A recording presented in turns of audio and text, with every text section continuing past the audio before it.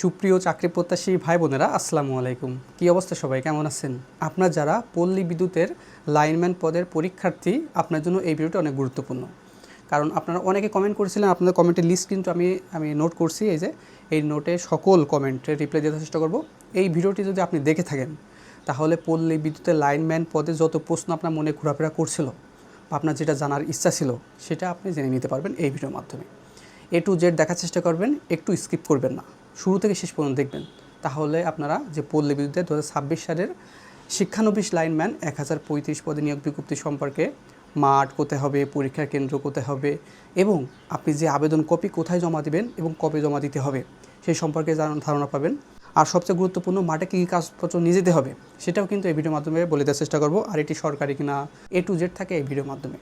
তো ভিডিওটি শুরু করার আগে আপনাদের কাছে ছোট্ট একটি রিকোয়েস্ট থাকবে, আপনি যদি আমাদের এই ইউটিউব চ্যানেল নতুন দর্শক হয়ে থাকেন, তাহলে দেখেন সাবস্ক্রাইব ব্যাকে একটা বাটন আছে, ওখানে ক্লিক করে সাবস্ক্রাইব করে দেবেন এবং পাশে থাকা বেল ঘন্টাটি অল করে দেবেন। তাহলে আমরা যখনই পল্লী বিদ্যুতের যত আপডেট ভিডিও আমাদের ইউটিউব চ্যানেলে প্রকাশ করব, সবার আগে আপনার ফোনে নোটিশ চলে যাবে এবং সবার আগে দেখে আবেদনগুলো কমপ্লিট করে নিতে পারবেন। তো আমি প্রথম যে প্রশ্ন সেটা দেওয়া শুরু করি। পরীক্ষার কেন্দ্র বা মাঠ সম্পর্কে ধারণা দিই, তারপরে আমরা শুরু করি, ঠিক আছে? তো পরীক্ষার কেন্দ্র কোথায় হবে বা মাঠ কোথায় হবে? অবশ্যই এটি মাঠ হবে এবং পরীক্ষাও হবে। প্রথমে আপনার মাঠ হবে। মাঠের এবং পরীক্ষা কেন্দ্র কোথায় হবে? আপনার সার্কুলারে উপরে দেখেন স্ক্রিনে সার্কুলার, এই সার্কুলারে যে সমস্ত 64টি জেলার যে মাঠের নাম বা আপনার যে পল্লী বিদ্যুতের যে নাম দেওয়া আছে নিজ নিজ জেলার পাশে বা নিজ নিজ জেলার ঠিকানা, ওই ঠিকানায় কিন্তু আপনার মাঠ হবে। আপনি যে জেলার বাসিন্দা সেই জেলায় ঠিকানায় ওই ঠিকানায় উপস্থিত হয়ে আপনার মাঠে উপস্থিত হতে হবে সকল কাগজপত্র নিয়ে, ঠিক আছে? এটা হলো মাঠের ধারণা। তারপরে আবেদন কবে জমা দিতে হবে এবং কোথায় জমা দিতে হবে? এটি কিন্তু আবেদন আপনার যে মাঠ হবে ওই ঠিকানায় ওই দিন জমা নিতে হবে, বা 19 তারিখে, মানে এই মাসে 19 তারিখে মাঠ হবে, ওই মাঠেই কিন্তু আপনার সকল ডকুমেন্ট বা আবেদনপত্র জমা নেবে মাঠে। এক্সট্রাভাবে আপনার পোস্ট অফিসের মাধ্যমে আপনার এটি প্রেরণ করা লাগবে না, ঠিক আছে? তো এখানে পরীক্ষা কবে হবে? এটি কিন্তু পরীক্ষা হবে প্রথমে আপনার মাঠে টিকলে আপনার আবেদনপত্রটি জমা নেবে। জমা নেওয়ার পরে আপনার যে ঠিকানা দেওয়া থাকবে অ্যাডমিট কার্ডের, ওই ঠিকানায় আপনার অ্যাডমিট কার্ডটি যাবে। আবেদন ফর্মের সাথে যে প্রবেশপত্র আছে ওটা কিন্তু আপনি সুন্দর করে লিখে নেবেন এবং আপনার ডাকযোগে কিন্তু আপনার নিজ গ্রামে অথবা আপনি যেখানে বসবাস করছেন সেখানে কিন্তু আপনার এই প্রবেশপত্র যাবে। তারপর আপনার MCQ পরীক্ষার জন্য ডাক দিবে, তারপর আপনার লিখিত পরীক্ষা হবে, তারপরে আপনার ভাইভা হবে। এইভাবে কিন্তু পরীক্ষা হয়ে থাকে, ঠিক আছে? তো আপনাদের MCQ এবং লিখিত পরীক্ষার জন্য আমরা একটি চূড়ান্ত সাজেশন তৈরি করেছি। উপরে দিয়ে হোয়াটসঅ্যাপ নাম্বার আছে, এখানে যোগাযোগ করে আপনার বিগত সালে প্রশ্ন, লাইনম্যানে বিগত সালের প্রশ্ন আছে, আপনি ধারণা পাবেন দেখলে। তাছাড়া বাংলা, অঙ্ক, ইংরেজি, সাধারণ জ্ঞান সকল বিষয় কিন্তু আমাদের এই সাজেশনের ভিতরে যুক্ত করা আছে। এটা আপনি এখনই কালেকশন করে নেবেন এবং এখনই আপনি পড়তে থাকেন। তাহলে আপনার মাঠে টেকার পরে যখনই পরীক্ষা হবে তখন কিন্তু আপনি ভালো রেজাল্ট করতে পারবেন, আশা করা যায়, ঠিক আছে? দেখেন সকল বিষয় দেওয়া আছে, বাংলা, অঙ্ক, ইংরেজি, সাধারণ জ্ঞান, MCQ এবং লিখিত উভয় দিয়ে দিচ্ছি। এই সকল PDF মূল্য 100 টাকা, ঠিক আছে? উপরে দেওয়া হোয়াটসঅ্যাপ নাম্বার আছে, ওখানে যোগাযোগ করতে পারেন। তারপরে মাঠে কী কী কাগজপত্র নিয়ে যেতে হবে? মাঠে আপনার আমি 6টা কাগজের কথা বলে দেবো। এই 6টা কাগজ কিন্তু একটি তথ্য আপনি মাঠে উপস্থিত হওয়ার সময় যদি না নিয়ে যান, মাঠ থেকে বের করে দেবে এবং আপনার চাকরিটি কিন্তু ওখানে পিছিয়ে পড়বেন, ঠিক আছে? সবার চেয়ে। তো প্রথমে আপনার মূল সনদ বা সাময়িক সনদপত্র সঙ্গে নিয়ে যেতে হবে। মূল সনদ বলতে আপনার যে SSC সার্টিফিকেট, আপনি SSC পাস করে থাকলে SSC সার্টিফিকেট, ইন্টার পাস করলে ইন্টারের সার্টিফিকেট নিয়ে যেতে হবে।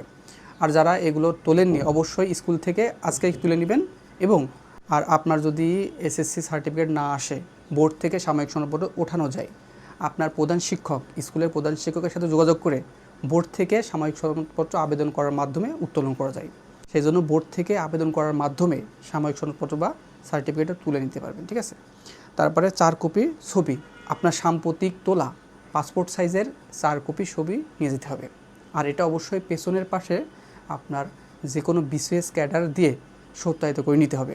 এই BCS ক্যাডার কোথায় পাবেন? আপনার নিজের এলাকায় যে সমস্ত কলেজের টিচার আছে, সরকারি কলেজের, সেই কলেজের টিচার দিয়ে আপনি এটি সত্যায়িত করে নেবেন। তাছাড়াও আপনার স্বাস্থ্য কমপ্লেক্সের যারা BCS স্বাস্থ্য যারা চাকরি করছে তাদের থেকে আপনি এটি সত্যায়িত করে নিতে পারবেন, ঠিক আছে? তাছাড়া আপনি যে কোনো BCS ক্যাডারের মাধ্যমে সত্যায়িত করে নিতে হবে। আর উপরে অবশ্যই আপনার নাম লিখতে হবে, ঠিক আছে? তারপরে নাগরিকত্ব সনদপত্র সঙ্গে নিয়ে যেতে হবে। তারপরে পে অর্ডার অথবা ব্যাঙ্ক ড্রপ, এটা কিন্তু সঙ্গে নিয়ে যেতে হবে। আর পে অর্ডার, ব্যাঙ্ক ড্রপটা কিন্তু খুবই গুরুত্বপূর্ণ, অনেকে মিস করেন কিন্তু, হ্যাঁ? তারপরে NID কার্ড সঙ্গে নিয়ে যেতে হবে, মাস্ট বি লাগবে, হ্যাঁ? আর মূল আবেদনপত্র বা ফর্ম এবং অ্যাডমিটপত্র যে ফর্ম, ঠিক আছে, যেটা এই ভিডিও প্রথম কমেন্টে আমি এই যে আবেদনপত্র ফর্ম এবং অ্যাডমিট কার্ডের ফর্ম দিয়ে দিয়েছি, ওখান থেকে আপনি ডাউনলোড করে নিতে পারবেন এবং প্রিন্ট করে নেবেন। 3 থেকে 4 সেট প্রিন্ট করবেন, যাতে ভুল গেলে আপনি আবার নতুন করে পূরণ করতে পারেন, ঠিক আছে। তারপর এটি সরকারি চাকরি কিনা, এটা অবশ্যই বেসরকারি চাকরি, ঠিক আছে। আপনার স্বায়ত্তশাসিত প্রতিষ্ঠান, এখানে কিন্তু কোনো সরকারি রাজস্ব খাত না, সম্পূর্ণ বেসরকারি, ঠিক আছে। আর এটা আর্টস থেকে পাশ করলে আমি আবেদন করতে পারবো কি না, আপনি আর্টস থেকে পাশ করলে কখনো আবেদন করতে পারবেন না। যে সমস্ত ভাই বোনেরা আপনারা ভিডিওতে দেখছেন আর্টস থেকে পাশ করেছেন এসএসসি, আপনারা নিরাশ হবেন না। আপনার এসএসসি পাশে অনেক সরকারি চাকরিতে আবেদন করতে পারবেন, সেটা আর্টস, কমার্স, সায়েন্স, ভোকেশনাল থেকে পাশ করলে আবেদন করতে পারবেন। কিন্তু এই শিক্ষানবিশ লাইনম্যান পদের জন্য শুধুমাত্র বিজ্ঞান বিভাগ থেকে যারা পাশ করেছেন এবং জিপিএ 3.00 পেয়েছেন, শুধুমাত্র তারা এখানে আবেদন করতে পারবেন। তাছাড়াও ভোকেশনাল থেকে যে অথবা মাদ্রাসা থেকে বিজ্ঞান বিভাগ থেকে পাশ করেছেন, তারাও এখানে আবেদন করতে পারবেন। এখানে বিজ্ঞান ব্যাকগ্রাউন্ড লাগবে, ঠিক আছে। এখানে যারা বিজ্ঞান ব্যাকগ্রাউন্ড নাই তারা এখানে আবেদন করতে পারবেন না। তাছাড়াও এখানে পে অর্ডার অথবা ব্যাংক ড্রাফট কীভাবে পাবো, আপনার নিকটস্থ যে কোনো সোনালী ব্যাংক থেকে এটি করতে পারবেন। সোনালী ব্যাংকে করলে এটা সুবিধা হয়, ঠিক আছে, গ্রহণযোগ্যতা বেশি পাই। আপনার আশেপাশে যে সোনালী ব্যাংক আছে ওখানে যে বললে হবে যে আমি পে অর্ডার অথবা ব্যাংক ড্রাফট করতে চাই, তাহলে ব্যাংকের কর্মকর্তারাই আপনার সম্পূর্ণ প্রসেস বলে দিবে, সেখান থেকে আপনি পে অর্ডার কপিটা সংগ্রহ করে নিয়ে আসবেন, ঠিক আছে। তারপরে এনআইডি কার্ড ছাড়া আবেদন করতে পারবো কি না, অনেকে এনআইডি কার্ড থাকে না, আবেদন করতে পারবেন কি না। তবে যাদের এনআইডি কার্ড থাকবে তারা এখানে আবেদন করার গ্রহণযোগ্যতা বেশি পাবে। আর যারা এনআইডি কার্ড নাই, অবশ্যই জন্ম নিবন্ধন নিয়ে আপনি মাঠে যাবেন।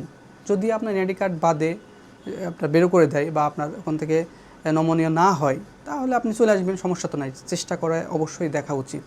তবে অবশ্যই আপনার জন্ম নিবন্ধনের মূল কপি এবং ফটোকপি উভয় নিয়ে যাবেন, এবং আপনার পিতামাতার যে এনআইডি কার্ড আছে ওই এনআইডি কার্ডের ফটোকপি এবং মূল কপি সঙ্গে নিয়ে যাবেন, ঠিক আছে।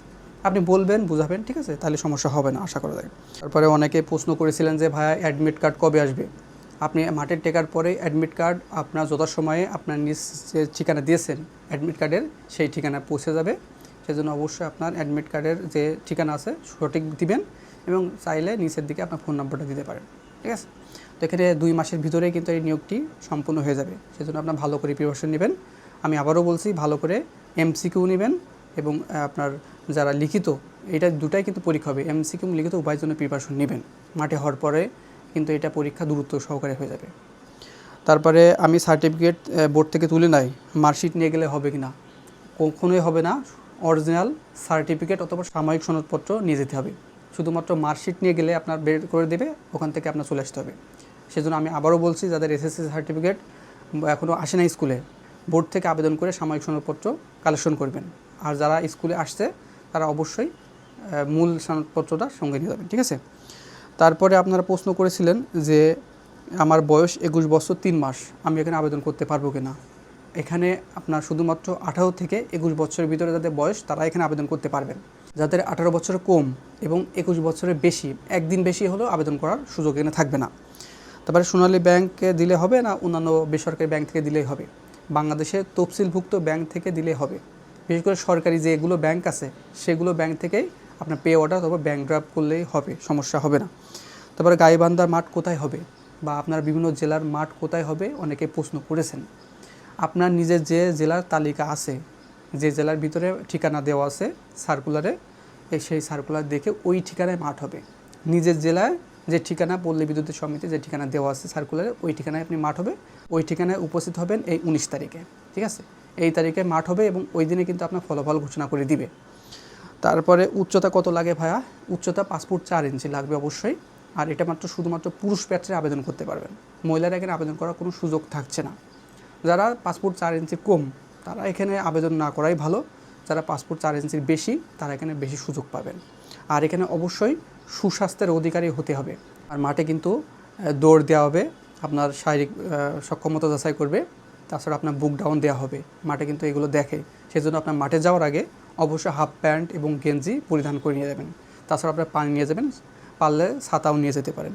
আর সকল ডকুমেন্ট মূল কপি নিয়ে যাবেন, এবং সকল ডকুমেন্ট কিন্তু আপনি সত্যায়িত করে নিয়ে যাবেন, ঠিক আছে। আর একটি ব্যাগ কিনবেন, সেই ব্যাগের ভিতরে পরীক্ষা 2 দিন আগে সকল ডকুমেন্ট গুছাই রেখে আপনি ওখানে পিন করে রাখবেন, যাতে আপনার পরীক্ষার আগে পেড়া না হয়। সেজন্য আপনি একটা ফাইল কিনবেন, সেই ফাইলের ভিতরে আপনার সার্টিফিকেট, এনআইডি কার্ড, তারপরে নাগরিক সনদপত্র, তারপর পে অর্ডার, এই সমস্ত সকল ডকুমেন্ট যেগুলো গুরুত্বপূর্ণ, তারপর ছবি, সবগুলো কিন্তু আপনার ওই মানে ফাইলের ভিতরে রাখবেন। তারপরে আবেদন পত্র বা আপনার আবেদন যে ফর্মেট আছে ওইটা কিন্তু লিখে সুন্দর করে গুছায় রাখবেন। হ্যাঁ, যেদিন পরীক্ষা হবে 19 তারিখে সকালে আপনি ফাইলটা নিয়ে গেলে হয়ে যাবে।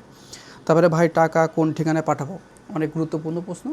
টাকা আপনার পাঠাতে হবে যে ঠিকানা আপনি আবেদন করছেন, আপনার নির্দিষ্ট যে পল্লী বিদ্যুতের ঠিকানায় মাঠ হবে ওই ঠিকানা অনুকূলে আবেদন বা টাকা পাঠাতে হবে। এইটি আপনার লিখতে হবে যে কোনো সোনালী ব্যাংকে আপনি যখন পে অর্ডার অথবা ব্যাংক ড্রাফট করবেন তখনই কিন্তু আপনার ওই ঠিকানায় আপনার উল্লেখ করে আপনার পে অর্ডার দিয়ে করতে হবে। যেমন যশোর পল্লী বিদ্যুৎ সমিতি 2-তে মাঠ হবে, তো আমি যশোর থেকে যদি আবেদন করি আমি অবশ্যই পে অর্ডারে লিখব যশোর পল্লী বিদ্যুৎ সমিতি 2-এর অনুকূলে 200 টাকা জমা, ঠিক আছে, এমন লিখতে হবে। লেখার পরে আপনার একটি কিন্তু পে অর্ডার স্লিপ দেবে, ওই স্লিপটা কিন্তু সঙ্গে নিয়ে আসবেন ব্যাংক থেকে, এবং মাঠে ওইটাই কিন্তু সঙ্গে নিয়ে যেতে হবে। এই ছিল আপনার পল্লী বিদ্যুৎ সমিতির যে শিক্ষানবিশ লাইনম্যান বিষয়ে A to Z জানানোর চেষ্টা করলাম এই ভিডিওর মাধ্যমে। আর যদি কিছু জানার থাকে এই ভিডিও কমেন্ট বক্স আছে, ওখানে আপনার সমস্যাটি লিখে দিবেন, আমি পরবর্তীতে আপনার সমস্যাটি সমাধান করার চেষ্টা করব। আমি এই ভিডিও শেষে আমি আরেকবার বলছি মাঠে কী কী কাগজপত্র নিয়ে যেতে হবে। তো এখানে মূল সনদ অথবা সাময়িক সনদপত্র 1, তো 2 নম্বর হচ্ছে 4 কপি আপনার ছবি লাগবে সত্যায়িত, ঠিক আছে, নাগরিক সনদপত্র লাগবে মূল অথবা সত্যায়িত, তারপরে পে অর্ডার অথবা ব্যাংক ড্রাফট লাগবে, তারপরে 5 নম্বর NID কার্ড লাগবে, তারপরে 6 নম্বর মূল আবেদন ফর্ম ও অ্যাডমিট ফর্ম যেটি ওয়েবসাইটে দেওয়া আছে সেটা কিন্তু হাতে লিখে নিয়ে যাবে। মোট এই 6টি আপনার কাগজ মাঠে নিয়ে যেতে হবে। এই 6টি কাগজের মূলটাও অবশ্যই সঙ্গে নেবেন এবং সাথে সকল মূলের ফটোকপিগুলো সত্যায়িত করবেন, সত্যায়িত ছাড়াও নেবেন এবং সত্যায়িত মানে করেও নেবেন, যেটা আপনার জমা নেবে সেটা আপনি জমা দেবেন, ঠিক আছে, তাহলে আপনার আর কোনো সমস্যা হবে না। আমি আবারও বলছি এই 6টা ডকুমেন্টের সকল ডকুমেন্টের মূল কপি সঙ্গে নেবেন এবং 1 থেকে 2 সেট ফটোকপি করবেন এবং 1 সেট সকল ডকুমেন্টের সত্যায়িত করবেন এবং 1 সেট সত্যায়িতবিহীন নিয়ে যাবেন, ঠিক আছে, যেটা আপনার জমা নেবে সেটা আপনি জমা দিয়ে দিবেন, তাহলে আর কোনো সমস্যা হবে না। তো এই ছিল বিষয়, আপনাদের মনে হয় আর কোনো সমস্যা হওয়ার কথা না এই শিক্ষানবিশ লাইনম্যান 1035 পদের 2026 সালের নতুন নিয়োগ বিজ্ঞপ্তির এই সম্পর্কে। যদি আর কোনো তথ্য জানার থাকে এই ভিডিও কমেন্ট বক্স আছে, সেখানে আপনার সমস্যাটি লিখে দেবেন, পরবর্তীতে আমি আপনাদের সমস্যার সমাধান করার চেষ্টা করব। তো বন্ধুরা ভালো থাকবেন, সুস্থ থাকবেন, দেখা হবে নেক্সট আকর্ষণীয় জব সার্কুলার এবং শিক্ষামূলক তথ্য নিয়ে।